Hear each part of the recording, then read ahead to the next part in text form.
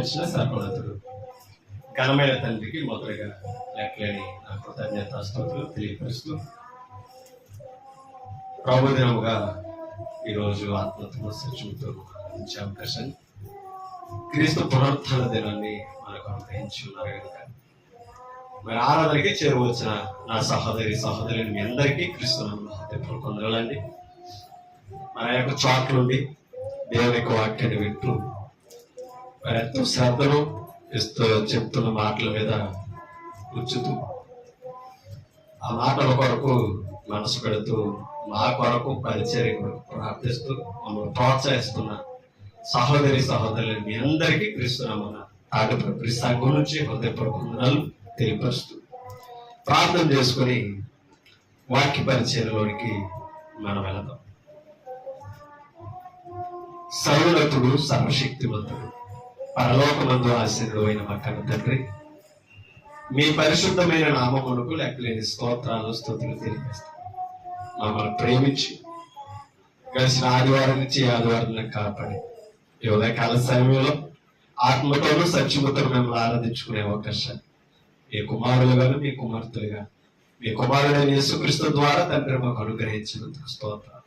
మేము మీ కుమారుడైన యేసుక్రీస్తు వారిని తండ్రి ఆరాధించుండగా తగిన హృదయాలు మాకు ఇవ్వండి.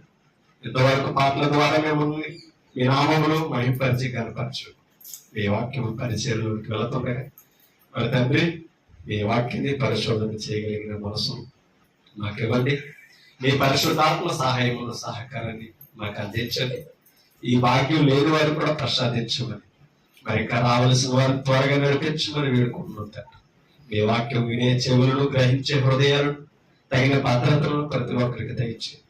అలాగే మీ వాక్యమును తండ్రి వివరించుచుండగా మీ పరిశుద్ధాత్మ సహాయమును జ్ఞానమును మాకు ఇచ్చి నడిపించి బలపరచండి. అసత్యము అబద్ధము మాకు దూరంగా ఉంచండి. యేసుక్రీస్తు పరిశుద్ధమైన నామమును బట్టి ఈ ప్రార్థన సమర్పించి వేడుకుంటున్నాం మా కన్న తండ్రి, ఆమేన్. విలువైన దేవుని సంగతులు పరిశుద్ధ గ్రంథం నుంచి మనం నేర్చుకుంటాం. ఎన్నో మాటలు దైవ గ్రంథంలో మనకి కనబడతాయి. మనం చదువుకునే ప్రతి మాట,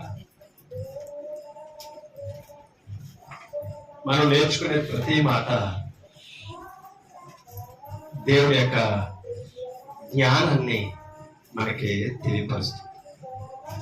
ఇవే మనం నేర్చుకునే వాక్యం మనల్ని ఆత్మీయంగా బలపరచాలి.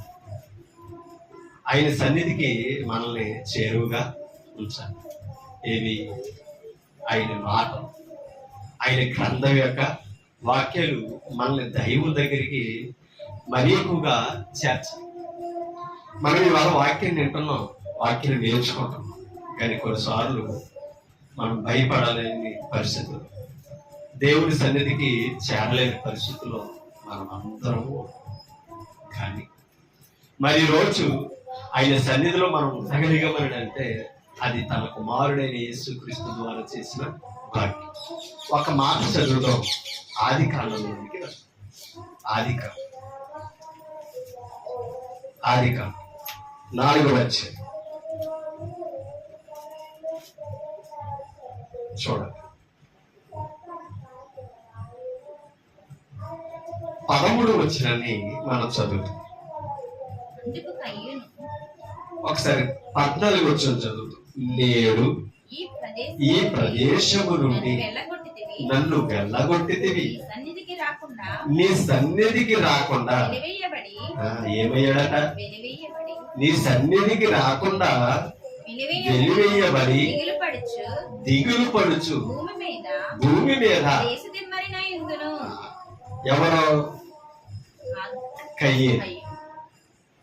కయ్యేలట.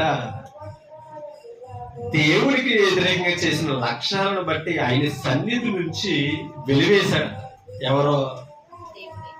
దేవుడే వెలివేశాడు. ఎవరి సన్నిధికి రాకుండా? దేవుని సన్నిధికి రాకుండా వెలివేశాడు. ఎప్పుడైతే దేవుని సన్నిధికి రాకుండా వెలివేయబడ్డాడో కయ్యేను, ఏమయ్యారని చెప్తున్నాడు? మీకు అర్థమవుతుందా? అంటే ఇప్పుడు ఆయన సన్నిధికి రాని ప్రతి ఒక్కరు కూడా ఆయన దృష్టికి ఎలా ఉన్నారు? దేశదిమ్మలాగానే ఉన్నారు. ఎందుకు తెలుసా? పుట్టించిన వాళ్ళు మర్చిపోయి తిరగడం మరి ఏంటి? మీకు అర్థమవుతుందా? చాలా మందికి ఆయన సన్నిధి ఉన్నదని తెలియదు. ఆయన సన్నిధి ఆదివారం ఆరాధించాలని తెలియదు. అవునా?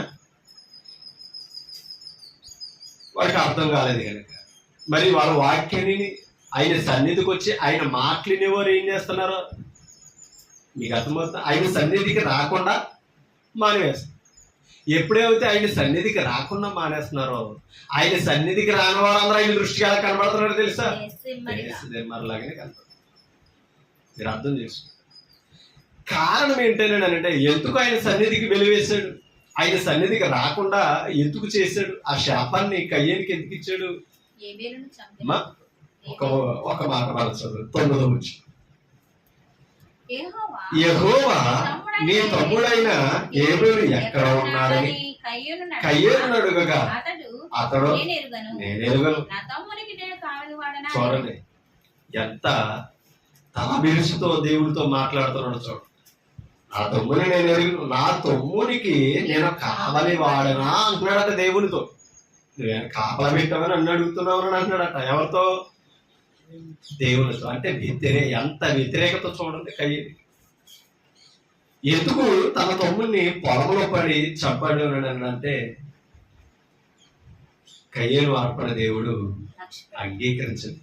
ఆ ఒక్క కారణానికి దేవుడు తమ్ముడిని మెచ్చుకున్నాడని, అతని అర్పణ అంగీకరించాడని ఏం చేశాడంటే స్వార్థంతో తట్టుకోలేక ఏం చేశాడండి?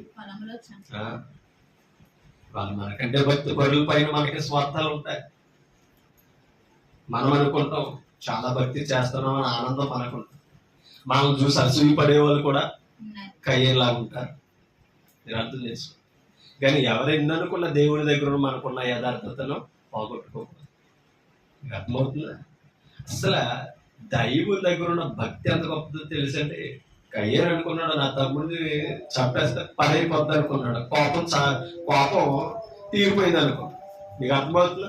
కానీ అమ్మనే హేబేలు పక్షంగా దేవుడు రెస్పాండ్ అయ్యాడు. మీకు అర్థమవుతుందా? దేవుడు నిలబడి అడుగుతున్నాడు అన్నమాట. ఏమని? నీ తమ్ముడు ఎక్కడా ఉన్నాడని. నాకేమన్నా నన్ను కాపలా పెట్టవా అని అన్నాడు. అసలు కయ్యేరు హేబేలు ఏం చేస్తాడు ఎవరికి తెలుసు? నీకు అర్థం? ఎవరికి తెలుసు? దేవునికి తెలుసు. ఒక మాట 10వ వచనంలో చదువుతాం.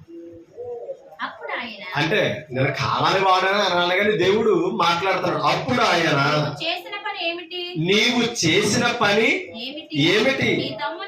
నీ తమ్ముని రక్తము యొక్క స్వరము నేలలో నుండి ఏది మొరపెడుతుందంట? తమ్ముని రక్తము నేలలో నుండి ఎవరికి మొరపెడుతుందంట?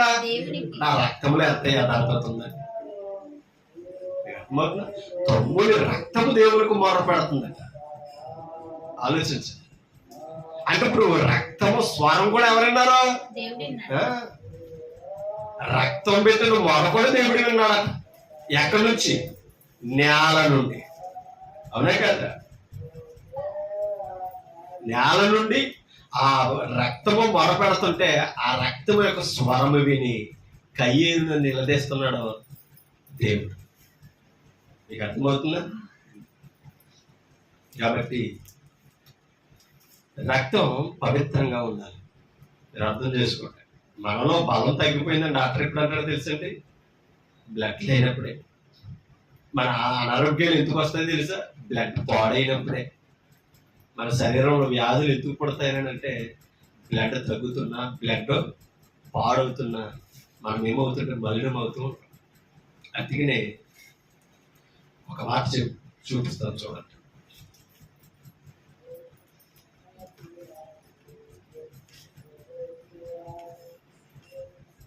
ఏప్రిల్కి రాసిన పత్రిక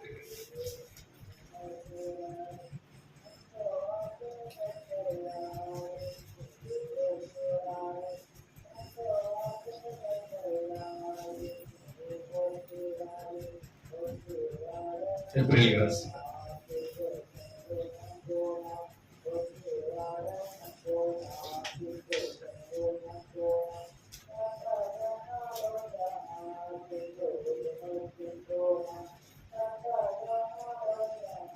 9వ అధ్యాయం.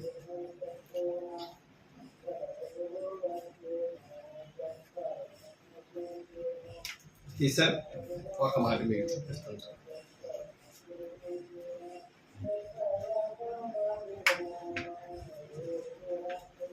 ఒక్కసారి 11వ వచనం చదువు. అయితే క్రీస్తు రాబోవుచున్న మేలుల విషయమై ప్రధాన యాజకుడుగా వచ్చి తానే నిత్యమైన విమోచనము సంపాదించి హస్తకృతము కానిది అనగా ఈ సృష్టి సంబంధము కానిది మరి ఘనమైనదియును సంపూర్ణమైనదియునైన గుడారము ద్వారా మేకల యొక్కయు కోడెల యొక్కయు రక్తముతో కాక తన స్వరక్తముతో ఒక్కసారి పరిశుద్ధ స్థలంలో ప్రవేశించాడట యేసుక్రీస్తు వారు. మీకు అర్థమవుతుందా?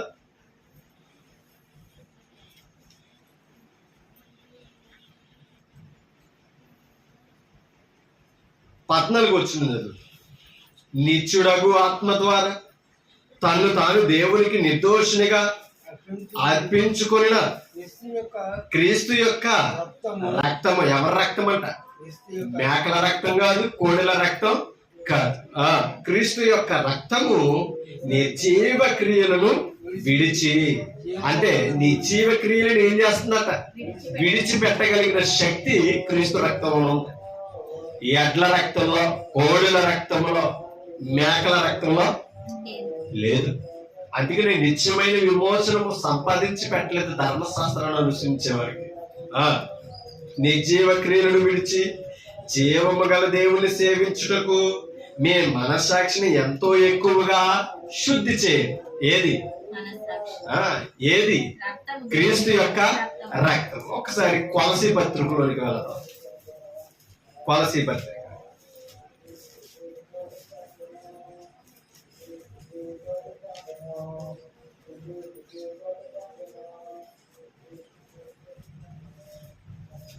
తీసారా?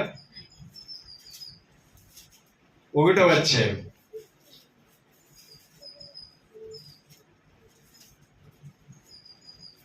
22వ వచనం.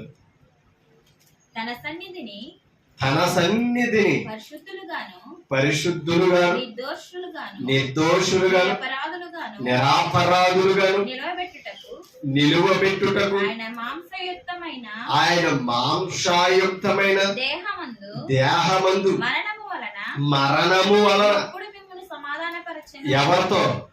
తండ్రి అయిన దేవుడితో ఏం చేశాడట? ఎలా సమాధానపరచుడు? తన మాంసయుక్తమైన దేహములో ఆయన ఎందుకు ప్రవేశించాడట? నిర్జీవ క్రియలను విడిచిపెట్టాలంటే ఆయన రక్తము ప్రోక్షించాలి. ఓకేనా? మరి ప్రధాన యాజకుడుగా వచ్చి, క్రొత్త నిబంధనకు ప్రధాన యాజకుడుగా వచ్చి, పాత నిబంధనలో ఎంతో మంది ప్రధాన యాజకులు ఉన్నారు, కానీ తమది కాని రక్తాన్ని అర్పించారు. ఎడ్ల రక్తాలని, కోళ్ళ రక్తాన్ని, అవునా, మేకల రక్తాన్ని అర్పించి నిత్య రక్షణ తేలేకపోయాడు. కానీ ఈ ప్రధాన యాజకుడు క్రొత్త నిబంధనకు ప్రధాన యాజకుడిగా వచ్చి ఈయన తన స్వరక్తముతో పరిశుద్ధ స్థలమును ఏం చేశాడట? ప్రవేశించి నిత్యమైన విమోచనను సంపాదించాడు. అర్థమవుతుందా? ఎవరి కొరకు? తన కొరకు కనిపెట్టుకున్న వారికి, తండ్రి ఎదుట నిర్దోషులుగా ఉన్నవారికి. అందుకనే ఏమన్నాడు అన్నమాట? మరలా చదువుతాం.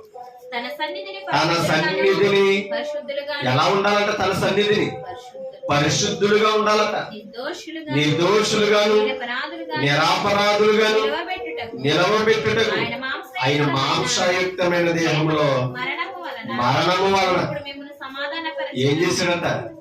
ఆయన మరణము సమస్త ప్రజలకు దేవునితో సమాధానం ఇస్తుంది. పేతురు పత్రిక 1 పేతురు 1వ అధ్యాయం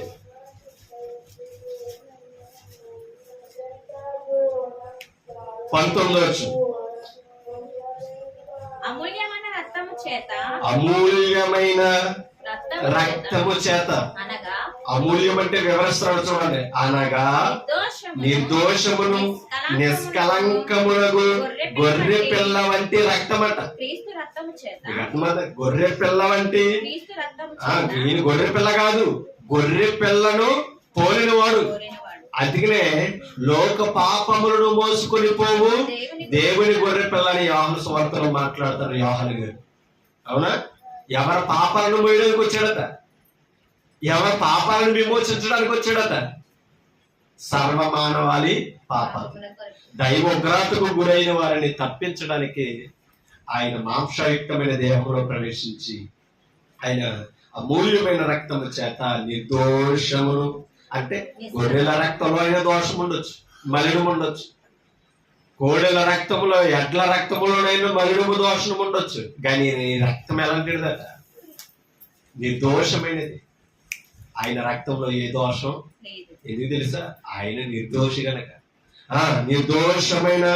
నిర్దోషమును నిష్కలంకమునకు గొర్రె పిల్ల వంటి క్రీస్తు రక్తము చేత విమోచింపబడిదరని మీరు ఎరుగుదురు కదా. ఎవరెరగాలి?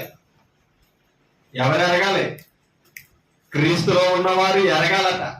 ఏ రక్తము చేత విమోచించాడట? క్రీస్తు రక్తము చేత. మనం సామాన్యమైన రక్తముతో విమోచింపబడాలి. అమూల్యమైన రక్తం, నిష్కలంకమగు గొర్రె పిల్ల వంటి క్రీస్తు రక్తము చేత మనం ఏమయ్యాము? విమోచింపబడ్డాం. ఆయన రక్తానికి అంత విలువ ఉన్నది. ఒక విషయం చెప్తా. హేబేలు పరిశుద్ధుడిగా అన్నగారి చేతిలో చనిపోతే ఆయన రక్తము ఏం చేసిందట? దేవునికి మొరపెట్టిందే లేదా? ఆ మొర ఆలకించే కదా కయ్యేరుడు నిలబెడుతున్నాడు. అర్థమవుతుందా అమ్మా? కయ్యేరుడు ఎందుకు ప్రశ్నించాడు? హేబేలు రక్తం మొరపెట్టింది. ఇప్పుడు క్రీస్తు రక్తం మనల్ని ఏం చేసింది? విమోచించింది. ఇక చెప్పాలంటే హేబేలు కంటే అతి శ్రేష్టముగా పలుకు నిబంధన రక్తం గారికి మనం వచ్చాం. అవునా? హెబ్రీయులకు రాసిన పత్రిక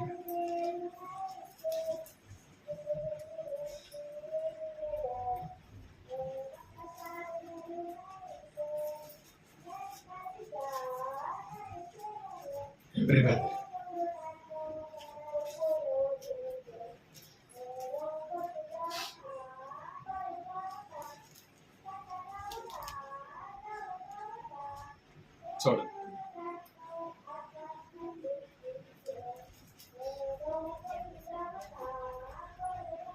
పదవచ్చి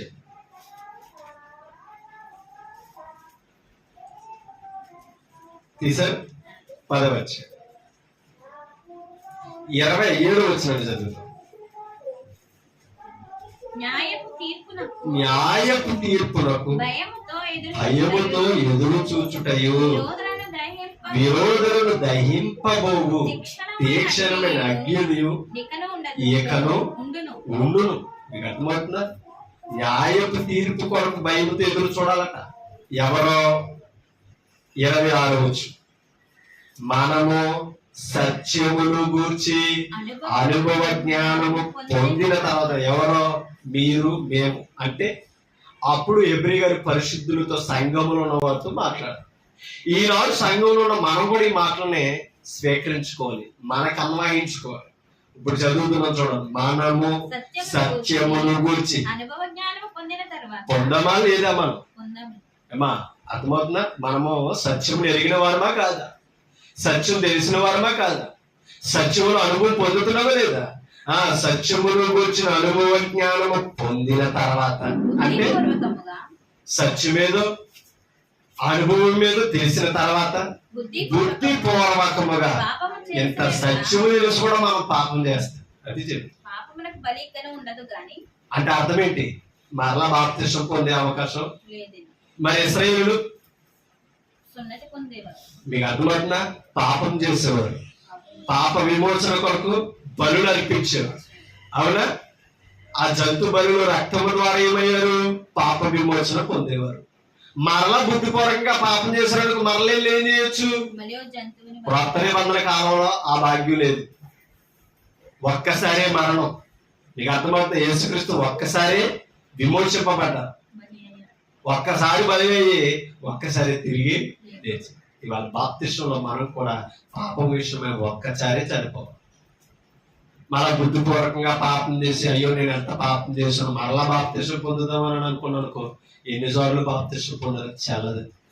ఒక్కసారి బాప్తిస్మం పొంది విమోచింపబడిన తర్వాత ఆ రక్షణ మరణం వరకు మనం కాపాడు. అపరాధాల్లో, పాపాల్లో, దోషాల్లో పడు. అలా మనల్ని కాపాడుకునేది సంఘానికి రావడం, సంఘంలో దిగి మనం ఎదగాలి. అనుదినము వాక్యం అందుకుని నేర్చుకోవాలి. బుద్ధిపూర్వకంగా పాపం చేయకుండా మనల్ని కాపాడేది వాక్యం ఒకటే. అనుభవ జ్ఞానము పొందిన తర్వాత బుద్ధిపూర్వకముగా పాపము చేసిన యెడల పాపములకు బలియకను ఉండదు గాని ఏముందట, న్యాయపు తీర్పులకు భయముతో ఎదురు చూడాలంతే. అందుకే బాప్తిస్మం పొందిన మనం లోకం కొరకు బ్రతకాలి, విమోచించిన విమోచకుడు కొరకు మనం బ్రతకాలి. అవునా? అందుకే నా మాట చెప్తున్నాడు చూడండి, న్యాయపు తీర్పులకు భయముతో ఎదురు చూచుటయు విరోధులను దహింపబోవు తీక్షణమైన అగ్నియకను ఉండును.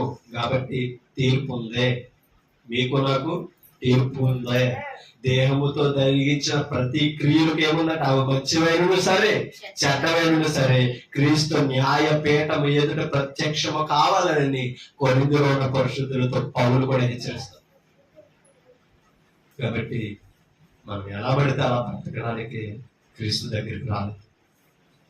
మనం క్రీస్తు రక్తంలో ఎందుకు విమోచింపబడలేదు, మనల్ని విమోచించిన వాడి కొరకు బ్రతకాలి. మనం ఎందుకు బ్రతకాలో, ఎలా బ్రతకాలో తెలుసుకోవడానికి సంఘంలో మనం ఎదగాలి. క్రీస్తు ఎరగక ముందు, ప్రభు విలువ తెలియక ముందు మీకు నచ్చినట్టుగా మీరు, నాకు నచ్చినట్టుగా నేను బ్రతకం. కాబట్టి ఇప్పుడు క్రీస్తు కొరకు బ్రతకాలి. బ్రతకలేదనుకో కయ్యలాగానే ఉన్నాం. ఆయన సన్నిధి నుంచి ఏమవుతున్నాం, వెలివేయబడుతున్నాం. అది మర్చిపోకూడదు. మనం ఆయన సన్నిధి నుంచి ఏమవుతున్నాం, మనం వెలివేయబడుతున్నాం. కాబట్టి ఆయన సన్నిధికి మనం దూరం అవ్వకూడదు, సన్నిధికి సమీపించి ఉండాలి. మీకు అర్థమవుతుందా? ఒక మాట అక్కడ చూపిస్తున్నాను చూడండి, 28 ఎవడైనను మోషే ధర్మశాస్త్రం నిరాకరించిన ఎడల, అంటే మీరితే దాన్ని వ్యతిరేకంగా బ్రతికితే, 2-3 సాక్షుల మాట మీద కనికరింపకుండా వాడిని చంపుదురు కదా ధర్మశాస్త్రం చెప్పిందట. ధర్మశాస్త్రాన్ని మీరితే 2-3 సాక్షుల మాట మీద ఏం చేయాలంట, చంపేయడమే. మరి ఎన్నిసార్లు మనం కొత్త నిబంధనలు పెడుతున్నాం, ఎన్నిసార్లు మనం ప్రభుని ఎదిరించి బ్రతుకుతున్నాం. మరి అదే పాత నిబంధనలు రూలు, కొత్త నిబంధనలు ఉంటాయి. మీరు నేను బ్రతకగలిగినమా? ఈనాటికి ఇంకా సజీవులుగా ఉండగలమా? మరలా ఆరాధనకు వచ్చి సరిదిద్దుకునే అవకాశం ఉందా? కాబట్టి మనం గుర్తించుకోవాలి ఒకసారి. ఎమ్మటనే పాత నిబంధనల ప్రకారంగా 2-3 మాటల సాక్ష్యం మీద ఏం చేయాలంట, చంపేయాలంటే ధర్మశాస్త్రాన్ని మీరు. మరి ఇవాళ అంతకంటే శ్రేష్టమైనది అంటున్నాడు క్రొత్త నిబంధన. మరి క్రొత్త నిబంధన మనం మేరొచ్చా? క్రీస్తు ధర్మాన్ని ఎదిరించవచ్చా? క్రీస్తు యొక్క ఆజ్ఞలను మనం మేరొచ్చా? ఆలోచించాలి. అందుకే నాకు చూడండి, ఎవడైనా మోషే ధర్మశాస్త్రమును మీరు నిరాకరించిన 2-3 సాక్షుల మాట మీద కనికరింపకుండా, మళ్ళా కనికరించడం లేదట ధర్మశాస్త్రం. వాడిని చంపుదురు కదా, చంపుదురు ఇట్లు ఉండగా, అంటే ధర్మశాస్త్రం ఏమో చంపేమంటుంది కదా, ఇట్లు ఉండగా దేవుని కుమారుని పాదములతో త్రొక్కుతున్నాడట.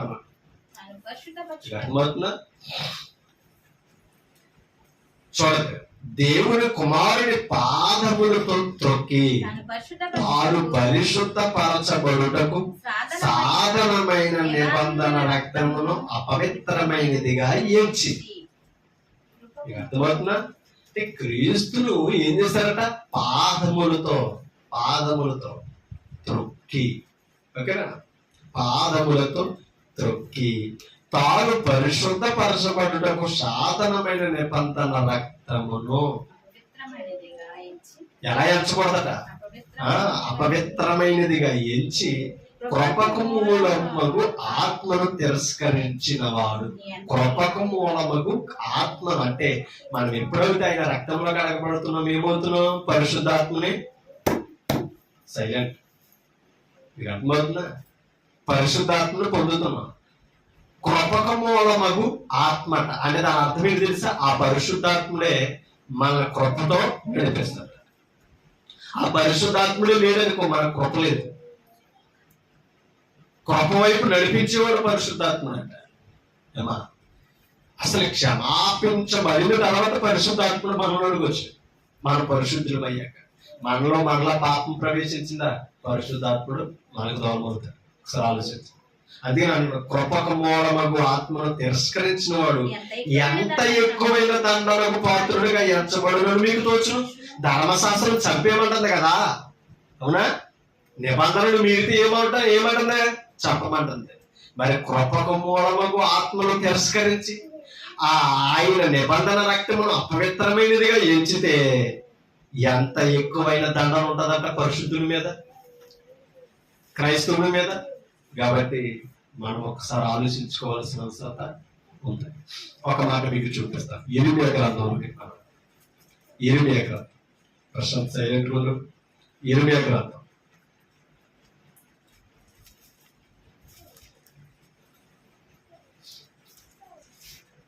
18వ అధ్యాయం. ఇరిమియా గ్రంథం 18వ అధ్యాయం తీసారా? 20 వచనం చదువు. 20 వచనం. వారు నా ప్రాణము తీయవలెనని గుంట త్రవ్వి ఉన్నారు. ఎవరు? ఇశ్రాయేలు. మీకు అర్థమవుతుందా? ఎవరు ప్రాణాన్ని తీయాలని? ఇర్మియా చెప్తున్నాడు. చూడు, వారు నా ప్రాణము తీయవలెనని గుంట త్రవ్వి ఉన్నారు. చేసినకు మేలునకు ప్రతిగా కీడు చేయవలెనా? మీకు అర్థమైందా? చేసిన మేలుకు ప్రతిగా కీడు చేయవలెనా అని చెప్తూ వారికి మేలు కలుగా వలెనని వారి మీద నుండి నీ కోపము తప్పించుటకి. ఎవరి కోపమును? యెహోవా దేవుని కోపమును ఎవరి మీద నుంచి తప్పించడానికి? ఇశ్రాయేలుల మీద నుంచి ఎవరి కోపం తప్పించడానికి? దేవుని యొక్క కోపమును తప్పించుటకై నీ సన్నిధిని నేను ఎవరి సన్నిధిని నిలుస్తున్నాడట? ఇర్మియా ఎవరి సన్నిధిని నిలబడ్డాడట? ఎవరి కొరకు నిలబడ్డాడట? ఇశ్రాయేలు కొరకు. యెహోవా కోపము నుండి తప్పించడానికి ఎవరు నిలబడ్డారట? ఇర్మియా నిలబడి నిలిచి నేను వారి పక్షముగా మాట్లాడిన సంగతిని జ్ఞాపకము చేసు. అంటే ఇశ్రాయేలు దోషం చేసినప్పుడు ఎవరు అడ్డుపడ్డారు? దేవుని కోపానికి ఎవరు అడ్డుపడ్డారు? ఇర్మియా ప్రవక్త అడ్డుపడ్డాడు. ఎవరికి? దేవుని కోపానికి. దేవుని కోపం నుండి తప్పించడానికి ఇర్మియా నిలబడ్డాడు. అందుకనే అన్నాడు, నీ కోపము వారి మీద నుండి నీ కోపము తప్పించుటకై నీ సన్నిధిని నేను నిలిచి. ఎవరి సన్నిధిని నిలిచి? దేవుని సన్నిధిలో ఇర్మియా గారు నిలబడి ఎవరి కోపాన్ని తప్పిస్తున్నారు అంటే ఎక్కడ నిలబడాలి? సన్నిధికి వెలుపల. ఆయన సన్నిధి ఆయన కోపం నుండి తప్పిస్తుంది కదా. మరి కయ్యను ఏం చేశాడు? కయ్యను ఏం చేశాడు? తల బిరుసు మాట్లాడాడు. నీ తమ్ముడు ఎక్కడున్నాడంటే, నాయనా నేను తప్పు చేశారని ఒప్పుకుంటే దేవుడు ఏ మనసు ఏర్పడుతుడు అక్కడ. అవునా? నా తమ్ముడికి నేను కాపలా వాడినా నువ్వేం పెట్టవా? నన్ను నిలదీస్తున్నావు అని అన్నాడు. దేవుడికి తెలియదు ఏం చేశాడో? పొలంలో పడి చంపగానే రాగానే అడుగుతున్నాడు, నీ తమ్ముడు ఎక్కడున్నాడని. దేవుడికి తెలియదా? అందుకనే నువ్వెందుకు ఇలాగూ చేసావు? నీ తమ్ముడి యొక్క రక్తము యొక్క స్వరము నేల నుండి నాకేం చేస్తుంది? మొర్ర పెడుతుంది, విడిచిపెట్టదు రక్తం. అలాగే ఇశ్రాయేలుని విమోచించిన రక్తం జంతు బలుల రక్తం. పరిశుద్ధ యాజకుల ద్వారా వారు విమోచింపబడ్డారు, అయినా దైవకృతకు లోనైపోయారు, దేవునికి వ్యతిరేకంగా బ్రతికి. ఆ కోపం నుంచి తప్పించడానికి నిలబడిన వాడు ఎవరు? ఇర్మియా. ఆయన సన్నిధిని నిలబడి ఏం చేశాడట? ఆయన కోపం తప్పించడానికి నిలబడి వారికి అడ్డుపడ్డాడట. ఒకసారి కీర్తన గ్రంథము 106 వచ్చారు. కీర్తన 106 కీర్తన 23 నుంచి 23 వచ్చింది చదువుతా.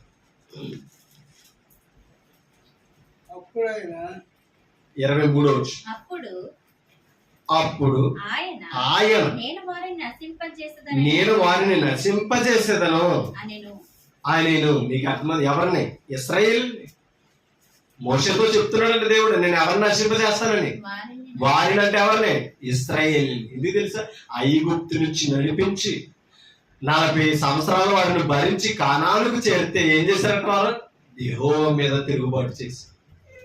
ఆలోచించు. అప్పుడు ఆయన నేను వారిని నశింపజేసేదను, అయితే ఆయన వారిని నశింప చేయకుండానట్లు ఎవరిని?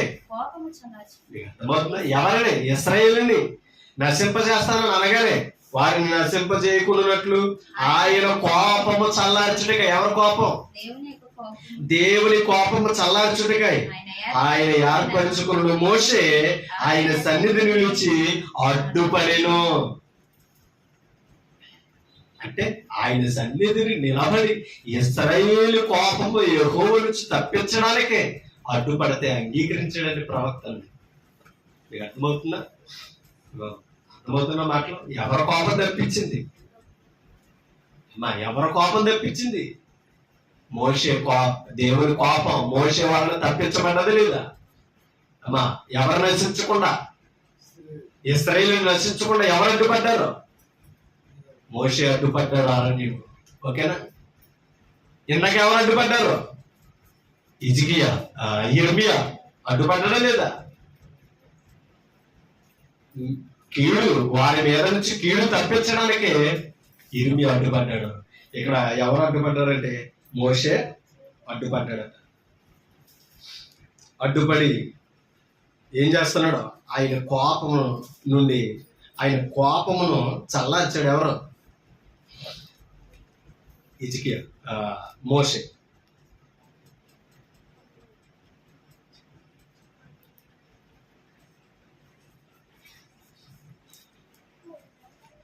ఒక మాట మీరు చూడండి.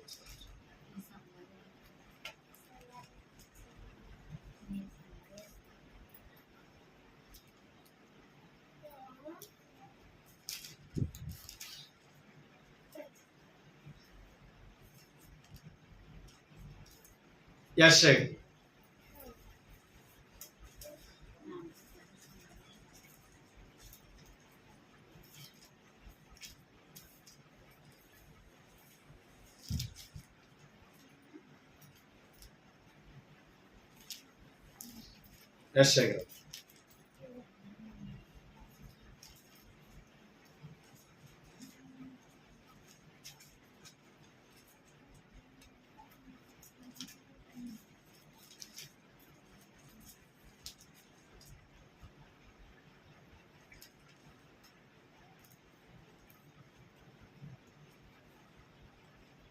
ఒకసారి 37 వచ్చి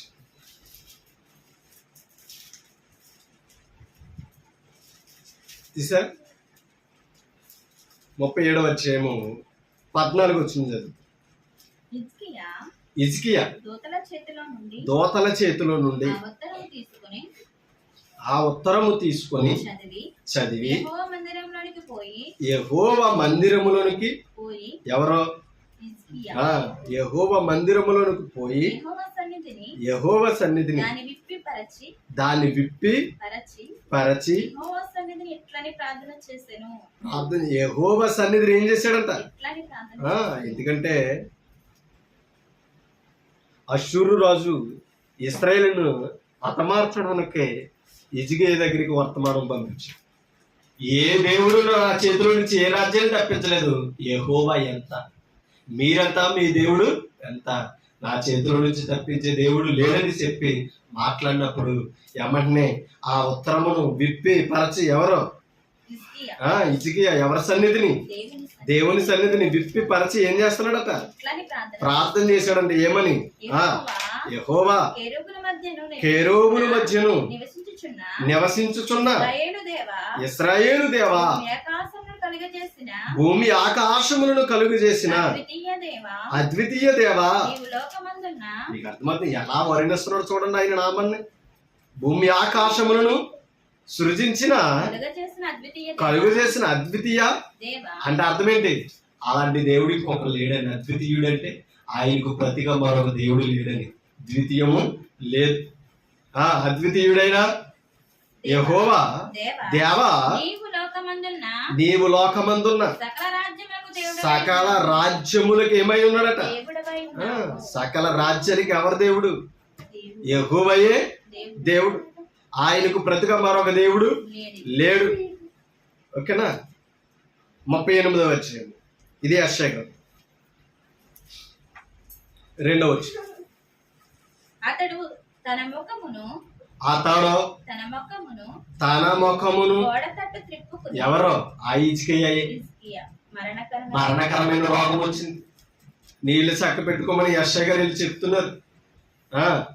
అతడు ముఖమును గోడ తట్టు తిప్పుకొని యెహోవా యథార్థ హృదయుడనై సత్యముతో ఎక్కడ నడిచాడట? దేవుని సన్నిధిలో ఎలా నడిచాడట? యథార్థ హృదయముతో. దేనితో నడిచాడట? సత్యముతో.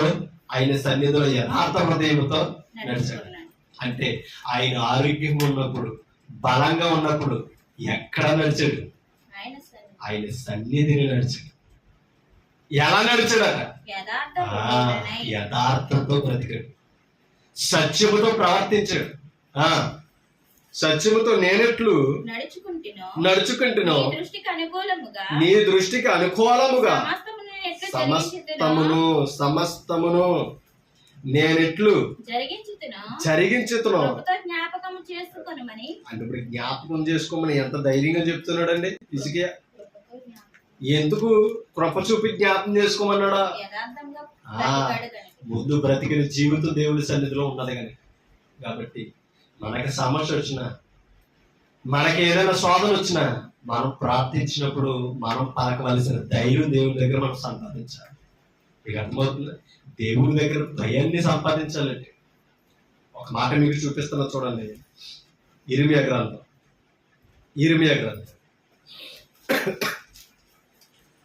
5వ అధ్యాయం తీసారా? ఇర్మియా గ్రంథం 5వ అధ్యాయం ఒక మాట మీకు చూపిస్తాను సార్. తీసారా? 5వ అధ్యాయము 22వ వచనం చదువుతాం. 5వ అధ్యాయం 22వ వచనం. సముద్రము దాటలేకుండానట్లును దాని తరంగములు ఎంత పొడులను అవి ప్రబల లేకయు ఎంత ఘోషించినను దాన్ని దాటలేకయు ఉండునట్లును నిత్య నిర్ణయము చేత దానికి ఇసుకను సరిహద్దుగా నియమించాడు. దేనికి? దాని తరంగాలు ఎంత ఘోషిస్తూ వస్తాయండి అమ్మా, ఎంత వేగంగా వస్తుందండి. సముద్రపు అలలు ఎంత వేగంగా వస్తాయి, ఎంత ఎత్తున వస్తాయి పొరుగుతూ. కానీ ఇసుకు దరికి చేరేటప్పటికి ఎవరి జ్ఞాపకం వస్తున్నారో తెలుసా? దెబ్బ కని చేసుకుంటుందంట. ఇది తెలుసా? నేను ఎంత ఘోషించినా ఇక్కడ వరకు నా పరిధి అని. సముద్రమే దేవుని మాటను వేస్తలేదు. అంటే అది ఎంత వేగంగా వచ్చిన ఒడ్డుకు వచ్చినప్పటికీ ఆ ఇసుకు సరిహద్దు చూసినప్పటికీ ఎవరి మాట జ్ఞాపకం వస్తుందంట? సముద్రానికి. ఇప్పుడు ఇవాళ సంఘములో వాక్యాన్ని ఆయన సత్యముతో మనం బ్రతుకుతున్నాం, మనం అనుభవ జ్ఞానం పొందుతున్నాం. మనం మరి లోకంలో మన ప్రవర్తనలో మనకు భయం ఉందా? అర్థమవుతుందా? మన లక్షణాల్లో మీరుతున్నప్పుడు దేవుని భయం మనకి జ్ఞాపకం వస్తుందా?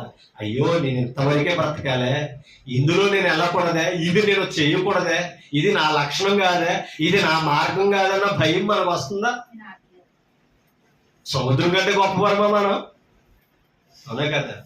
వాళ్ళ మాట వినే సముద్రము, ఆయన మాట వినని వారిని ముంచమంటే అతి వేగాలతో వచ్చేస్తుంది. అవునా కదా? సునామీలో చూడేసుకుంటూ వస్తుంది అదే సముద్రం. ఎవరు సెలవిస్తుంటే అదే దేవుడు సృష్టికర్త సెలవిస్తాడు. అంటే సృష్టి అయినా భయపడుతుంది తప్ప కానీ ఎవరు భయపడతలేదు. నాకు మీరు భయపడరా? దేవుడు ప్రకటన చూడండి, చూడండి. నిత్య నిర్ణయం చేత దానికి ఇసుకను సరిహద్దుగా నియమించిన నాకు మీరు భయపడరా? నాకు మీరు ఎవరికి భయపడాలి? సముద్రమే ఒడుగుతుందే, సముద్రమే లోబడుతుందే.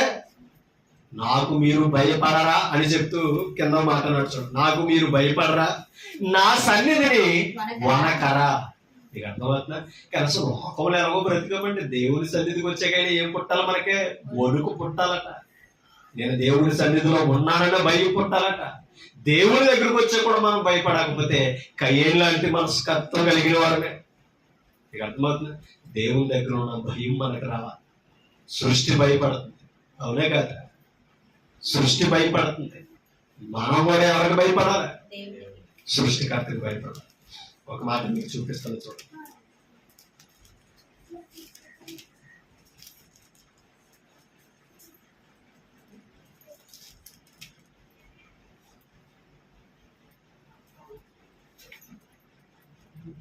తీసారు 66 అధ్యాయము యెషయా గ్రంథం, యెషయా గ్రంథం 66 అధ్యాయం తీసారా? మొదటి నుంచి చదువుతాం. మొదటి నుంచి 2 వచనాలు రాసుకోండి. యెహోవా ఇలాగు ఆజ్ఞయించుచున్నాడు, ఆకాశము నా సింహాసనం, భూమి నా పాదపీఠం. ఆకాశం ఎవరు కూర్చి అంట? మహాదేవుని కూర్చి. ఈ భూమి మన నివాసాలు కట్టుకున్నది చూసావా? ఈ ఎకరం ఉన్నది, ఈ 100 ఎకరం ఉన్నదే, ఈ మాఘాని అదే, అవునే కదా? ఈ బిల్డింగ్ అదని చెప్పుకుంటూ మీసాలు తిప్పుతున్నాం మనకే. మీకు అర్థమవుతుందా? ఈ పాదపీఠ, ఈ భూమి ఆయనకు పాదపీఠం అయ్యిందంటే కాలు మోపుకునే పీఠమట. ఏది? ఈ భూమి. అటువంటి దేవుని దగ్గర మనకు అతిశయేంటి? మరి అటువంటి దేవుని దగ్గర మనం వనకొద్దా? కింద చదువుతాం. మీరు నా నిమిత్తము కట్టను ఉద్దేశించిన ఇల్లు యాపాటిది,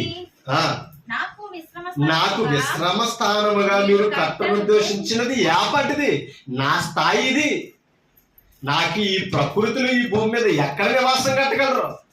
చెప్తూ ఏవన్నీ ఆకాశము భూమి ఈ సమస్తమును నా హస్తకృత్యములు అంటే అర్థం ఏంటి? నా చేతితో తయారు చేసిన పనులే. నా చేతితో నిర్మించబడ్డాయి ఇవన్నీ అవన్నీ నా హస్తకృత్యములే, అవి నా వలన కలిగినవని యెహోవా సెలవిచ్చుచున్నాడు. ఎవరి వలన కలిగినవి అంట? దేవుని వలన కలిగినవని అవి యెహోవా సెలవిచ్చుచున్నాడు. ఎవడ దీనుడై నలిగిన హృదయము కలిగిన వాడై నా మాట విని. అందుకే ఇందాకేమన్నాడు? నాకు భయపడరా, నా సన్నిధిని వనకరా. ఇశ్రాయేలుతో అన్నాడా లేదా? ఇర్మియా గ్రంథంలో చదవం కదమ్మా. సముద్రమే అంత పొరులు పొంగు వస్తున్నా ఇసుకు సరిహద్దు చూసేవాడికి ఎవరు ఆజ్ఞానం వస్తుంది? అడుగుతుందా లేదా? లోకంలో ఎలా బ్రతుకుతున్నాం మనం? కాస్త దేవుని దగ్గరికి అయ్యాక వచ్చాకైనా పొగర తగ్గాలి కదా అమ్మా. మనుషుల దగ్గర లోకంలో పొగరగానే బ్రతుకుతున్నాం, కానీ అంత సృష్టికర్త దగ్గరకు వచ్చాకైనా మనం ఏం చేయాలి? మన పొగరును, మన కోపాన్ని మనం అణుచుకోవాలి. సృష్టికర్త దగ్గర ఉన్నాను. సమస్త ప్రజలకు న్యాయం తీర్చేవాడి దగ్గర నేను బ్రతుకుతున్నానన్న తగ్గింపు స్వభావం రావాలి. అందుకే వనకారా, దేవుడి పేరెత్తితే మనకు ఊరుకుంటాను. కానీ ఎన్నిసార్లు మనం నోటి నుంచి దేవుడి గురించి మాట్లాడిన, దేవుడి సంగతి విన్నా, కనీసం చాలా ముట్టలేదు. కాబట్టి మనకు కూడా ఏమన్నాడు ఎబ్రిపత్రుడు? తీర్పు ఉందే, అవునా? తీర్పు ఉందే, తీక్షణమైన అగ్ని ఉందే, కాబట్టి మనం ఎలా నిలబడుతున్న దేవుని సన్నిధిలో ఒకసారి ఆలోచించాలి. అందుకనే ఎవడ దీనుడై నలిగిన హృదయము కలిగిన వాడై నా మాట విని వణుకుచుండును వారిని నేను దృష్టించుచున్నాను. ఎవరు దృష్టిస్తాడట? నలిగిన హృదయం గల వారిని ఆయన మాట మీకు అర్థమవుతుందా? ఆయన మాట విని ఏమవ్వాలట? మనగా ఆయన మాటకి ఎవరైతే వణుకుతున్నారో వారిని దేవుడు ఏం చేస్తున్నాడట? దృష్టించుచున్నాడో. వనకన వాడిని ఏం చేయడు? అది మరలా ఆ వణికేవాడు ఎవరు తెలుసా? దీనత్వం కలిగిన వాడు. అంటే తగ్గించుకున్నవాడు వణుకుతాడు. అతిశయించేవాడు ఏం చేయడు? పాట అయితే ఏంటి, వాక్యం చెప్తున్నారు అయితే ఏంటి, మాట్లాడకండి అంటే ఏమంటున్నారా? వాక్యం చెప్తే ఏంటి, మాట్లాడితే ఎవరు మాటలేవి? కనీసం జ్ఞాపకం రావాలి కదా, సృష్టికర్త మాట్లాడుతున్నామని. దీనత్వం కావాలి, మన హృదయంలో తగ్గింపు కావాలి. మీకు అర్థమవుతుందా? తగ్గింపు అంటే గడ్డం మాసిపోయి చిరుగుపోయి బట్టలు వేసుకొని తెగిపోయి చెప్పులు వేసుకుని రావడం కాదు. మొఖం వికారంగా పెట్టి ఏదో నేను తగ్గించుకున్నానని మాట్లాడలేదు. తగ్గింపు అంటే హృదయంలో రావాలి. గర్వాన్ని, అతిశయాన్ని, కోపాన్ని విడిచిపెట్టి ఎవరు చెప్పినా మనం విధేయులు అవుతున్నాం చూసారా, అది తగ్గింపు. కాబట్టి దేవుని పనికి సహకారులుగా మనం ఉండాలి. ఒక మాట మీకు చూపిస్తాను. కీర్తన గ్రంథము 97:5.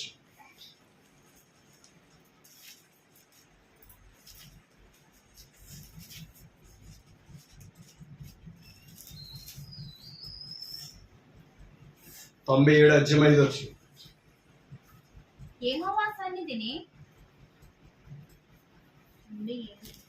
యెహోవా సన్నిధిని, సర్వలోకనాథుని సన్నిధిని, యెహోవా సన్నిధిని, సర్వలోకనాథుని సన్నిధిని. సృష్టికర్త ఎవరంట? సర్వలోకనాథుడు. సర్వలోకనాథుని సన్నిధిని పర్వతములు మైనము వలె. ఆయన పేరు చెప్తుంటే పర్వతాలు ఏమైపోతున్నాయంట?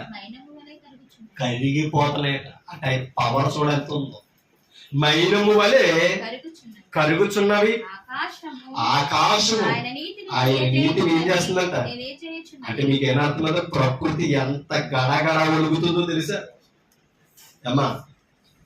ప్రకృతి ఎంత ఒలుగుతుందో తెలుసా? 114వ కీర్తన 7వ వచనం చదువు. 114వ కీర్తన 7వ వచనం.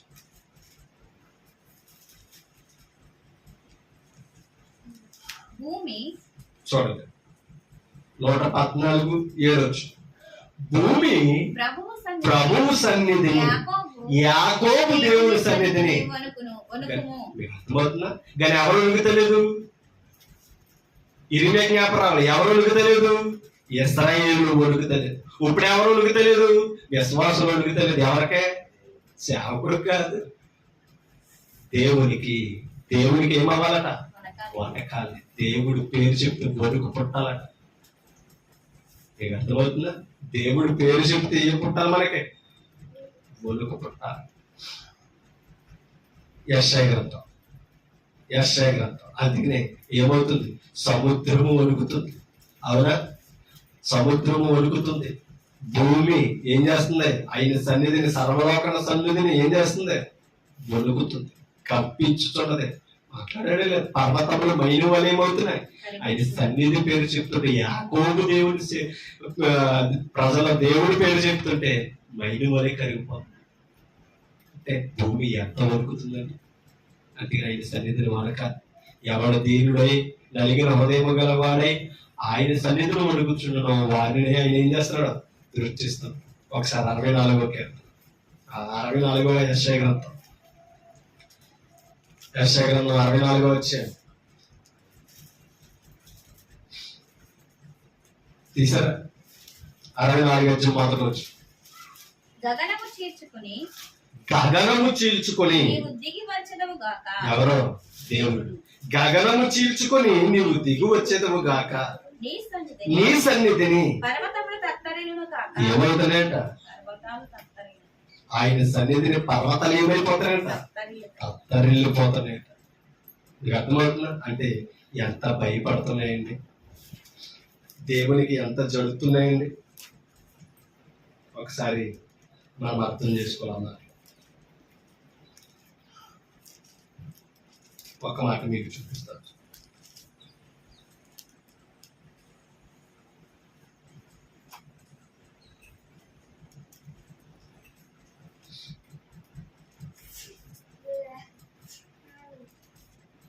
ఒకసారి 119వ కీర్తన 19వ కీర్తన 119వ కీర్తన 119వ కీర్తన తీసారా?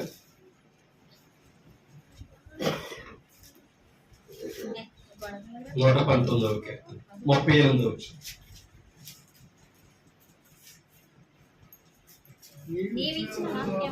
నీవిచ్చిన వాక్యము మనుషులలో భయమును నీ భయమును అంటే ఇప్పుడు దేవునికి భయపడాలంటే దేని ద్వారా? వాక్యము ద్వారా దేవునికి ఏం చేయాలి? భయపడాలి. నీ సేవకునికి దేనిని? ఆ వాక్యము ద్వారా కలిగే భయాన్ని సేవకుడికి స్థిరపరచాలి. మరి విశ్వాసులకి మీకు అర్థమవుతుందా? ఆయన భయము మన జీవితంలో ఉండాలి. ఇప్పుడు ఆయన భయం ఎలా కలుగుతుంది? ఆయనకి ఎలా వరకాలంటే వాక్యం వినబడుతున్నప్పుడు, వాక్యము మనకు బోధింపబడుతున్నప్పుడు వణుకు పుట్టాలట. ఇది తెలుసా? వాక్యం ఎవరి మాట? దేవుని మాట కనుక మనం ఏమవ్వాలి? ఆయనకు వనకాలే, ఆయనకు భయపడాలే. అది మనం అర్థం చేసుకోవాలి.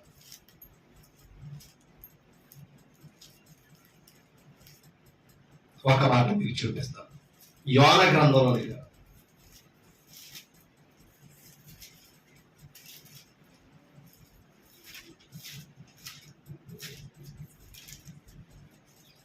తీసారా? యోనా గ్రంథం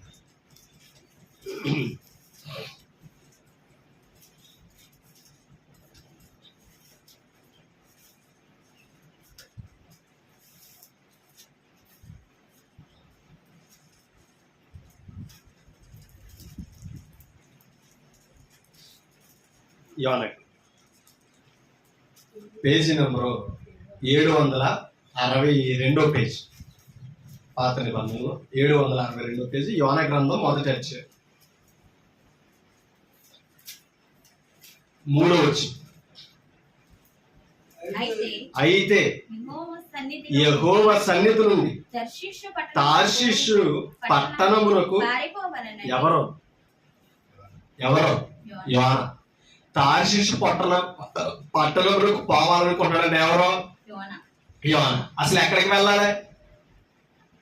యోన ఎక్కడికి వెళ్ళాలి? ఎక్కడికి వెళ్ళమని చెప్పాడు? నినివే పట్టణానికి వెళ్ళమని చెప్పాడు. నినివే ప్రజల పాపము నా సన్నిధిని, మీకు అర్థమైంది? నా సన్నిధిని ఏమైంది? సంపూర్ణమైంది.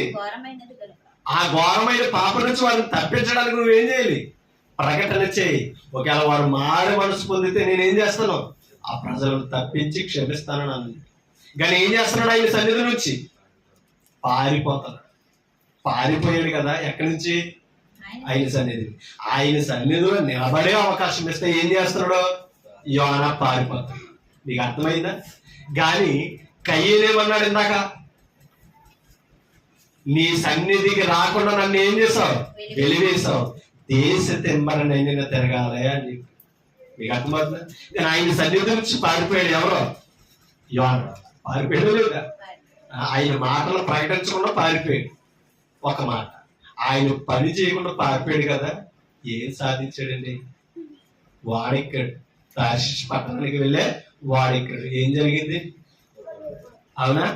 ఇప్పుడు దేవుని పని జరుగుతున్నప్పుడు ఆయన సన్నిధి వదిలేసి వెళ్ళాడు అనుకోండి, వాడితో పాటు ఎవరికి నష్టం? అది మీకు అర్థమవుతుందా? మనము నష్టపోతాం, మనతో ఉన్నవారు కూడా నష్టం కలుగుతుంది. ఎప్పుడు? ఆయన సన్నిధిని వదిలేసి తిరుగుతున్నాం కాబట్టి ఆదివారం, మంగళవారం, గురువారం ఆయన పని జరుగుతున్నప్పుడు ఎవరి సన్నిధిలో ఉండాలి? మనం ఆయన సన్నిధిలో మేలు పొందాలి, కీడు కాదు. అవునా? ఇప్పుడు ఆయన సన్నిధిలో ఆయన కోపం రగులున్నప్పుడు ఆయన కోపం నుంచి ఎవరు తప్పించారు? ఇర్మియా తప్పించడే లేదా? ఏమా? ఆయన సన్నిధిని నిలబడి ఏం చేశాడు? ఆయన కోపమును తప్పించాడు. మరలా మోషే ఏం చేశాడు? చదివాం కదా 106వ కీర్తనలో. మోషే ఏం చేయాడు? ఆయన కోపమును చల్లార్చుటకై మోషే యెహోవా సన్నిధిని అడ్డుపడ్డాడు. ఏం అర్థమైందా? ఇవాళ మనం ఆయన సన్నిధిని దొరికే భాగ్యం వస్తుంది. ఆయన సన్నిధికి వచ్చే భాగ్యం దొరుకుతుంటే మనం దీనిని ఏం చేస్తున్నాం? పోగొట్టుకున్నాం. ఒక మాట 2వ అధ్యాయం, ఇదే యోనా గ్రంథం 2వ అధ్యాయం 3వ వచనం చదువుతాం. నీవు నన్ను అగాధమైన సముద్ర గర్భములో పడవేసి ఉన్నావు. ప్రవాహములు నన్ను చుట్టుకొనినవి. నీ తరంగములు నీ కరువులను నన్ను కప్పి ఉన్నవి. నీ సన్నిధిలో నుండి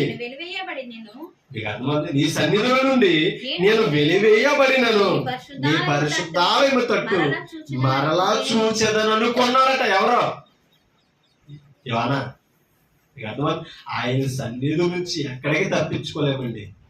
అర్థమవుతుందా? ఒకసారి ఏప్రిల్కి రాసిన పత్రిక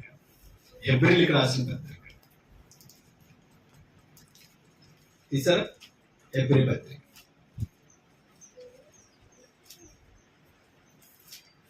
చూడండి.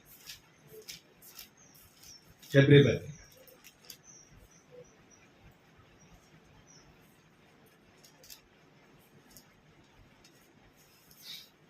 10వ అధ్యాయం.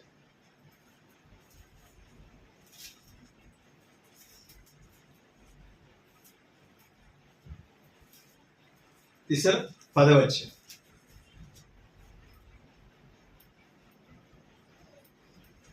21వ వచనం చదివి. దేవుని ఇంటి పైన మనకు గొప్ప యాజకుడు ఉన్నాడో. ఇందాక మనం చదువు, ఆయనే ప్రధాన యాజకుడిగా వచ్చి, ఓకేనా? దేవుని ఇంటి పైన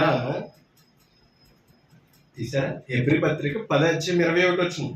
దేవుని ఇంటి పైన మనకు గొప్ప యాజకుడు ఉన్నాడు కనుకను మన సాక్షికి కల్మషము తోచుకున్నట్లు ప్రోక్షింపబడిన హృదయములు గలవారమును నిర్మలమైన ఉదకముతో స్నానము చేసిన శరీరములు గలవారములు ఉండి తీసారా?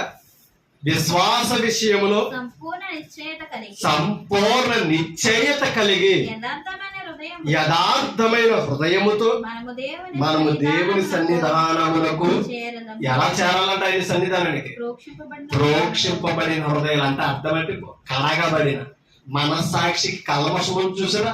ఆ కల్మషము కడుక్కున్న హృదయాలతో ఎవరి సన్నిధికి వచ్చామంట? కడిగిన వాడెవరో? పవిత్రులను నిష్కలంకమం గొర్రె పిల్లవంటి రక్తము చేత మీరు ప్రోక్షింపబడ్డారు అన్నాడా లేదా?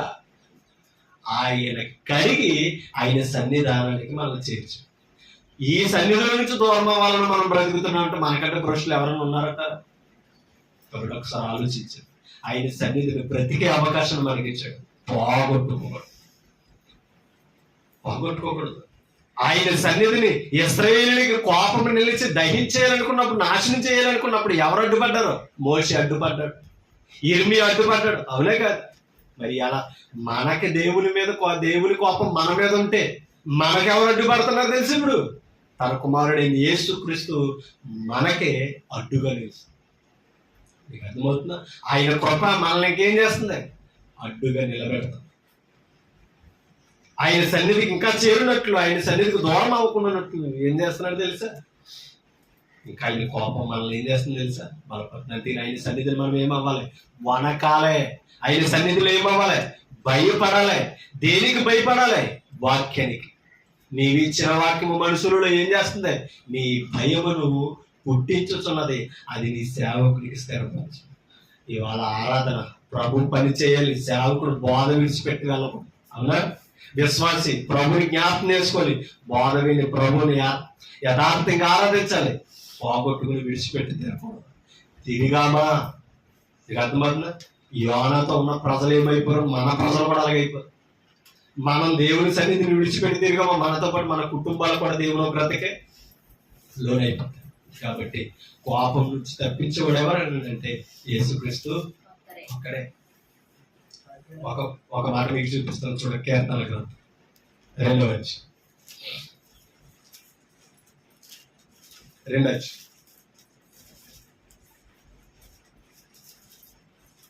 తీసారా? 10వ వచ్చి కాబట్టి రాజులారా వివేకులయ్యుండుడి, భూపతులారా. భూపతులు ఎవరో? అధికారులు, పాలించేవారు. అందరూ ఏం చేయాలట? ఆయన బోధన ఉండాలట. బోధనుందుడి, భయభక్తులు కలిగి. మీకు అర్థమవుతుంది? ఎలా? సామాన్యులు కాదండి, భూరాజులు, సమస్తని ఏలుతున్నవారు. ఆయన వచ్చి ఏం చేయాలట? భయభక్తులు కలిగి ఆయన బోధన ఉండాలట. భయభక్తులు కలిగి యెహోవాను సేవించుడి. ఎక్కడ? గడగడ వణుకుచు ఏం చేయాలట? ఆయన సన్నిధిలో ఆయన ఆరాధించుకునే భాగ్యం దొరికిందని ఏం చేయాలట? సంతోషించుడి. ఆయన కోపము త్వరగా ఏం చేయకపోతే, ఆయన సన్నిధిని వణకకపోయినా, ఆయన సన్నిధిని భయభక్తులతో ఆయన సేవించకపోయినా ఏముందట? కోపం.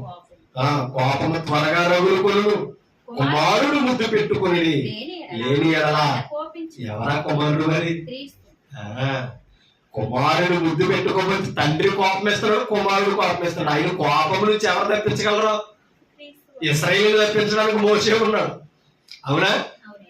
ఇర్మియా ఉన్నాడు. ఎందరో ప్రవక్తలు ఆయన కోపం నుంచి ప్రజలను కాపాడారు, భక్తుల్ని.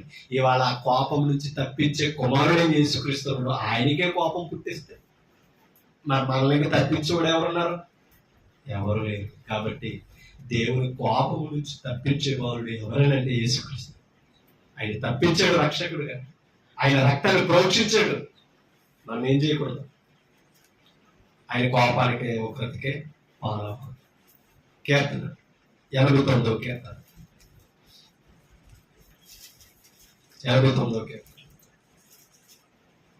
14వ వచ్చి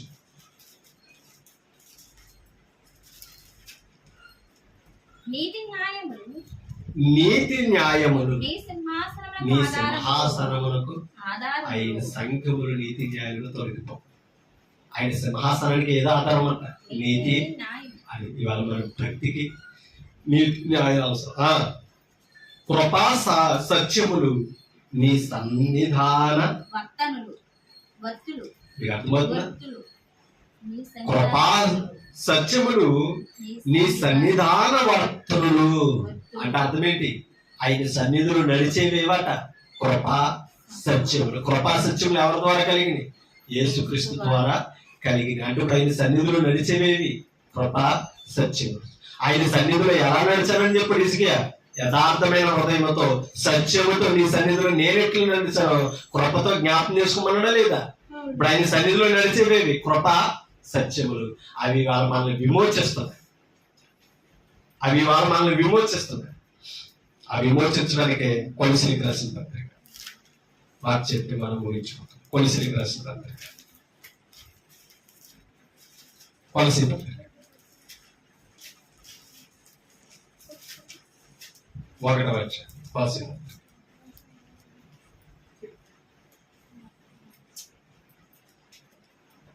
తీసారా? 22 వచ్చు. కొలసీ పత్రిక 22 వచ్చు. తన సన్నిధిని అంటే ఇప్పుడు క్రీస్తు సన్నిధిలో మనం ఎలా ఉండాలట? పరిశుద్ధులుగాను నిర్దోషులుగాను నిరాపరాధులుగాను. ఎక్కడ? ఆయన సన్నిధిలో ఎలా ఉండాలంట? నిర్దోషులుగా ఉండాలి, నిరాపరాధులుగా ఉండాలి, అమ్మా పరిశుద్ధులుగా నిలువబెట్టుటకు ఆయన మాంసాయుక్తమైన దేహమందు మరణము వలన ఇప్పుడు మిమ్మును అంటే ఎవరిని? పరిశుద్ధుల్ని బాప్తిసం పొందినప్పుడు. ఆయన సన్నిధిలో మనం ఎలా ఉండాలి? పరిశుద్ధులుగా ఉండాలి, నిర్దోషులుగా ఉండాలి, నిరాపరాధులుగా ఉండాలంటే ఏం చేయాలి? ఆయన సన్నిధిని వణుకుతూ బ్రతకాలి, అవునా? ఆయన సన్నిధిని భయపడుతూ బ్రతకాలి. ఆయన సన్నిధిని మనం ఏం చేయాలి? యథార్థంగా మనం బ్రతకాలి, పరిశుద్ధులుగా ఉండాలి. ఆయన సన్నిధిలో నడిచే కృపా సత్యములను బట్టి మనం నడవాలి. ఒక్క మాట చెప్పి నేను ముగిస్తాను. తిమోతి పత్రిక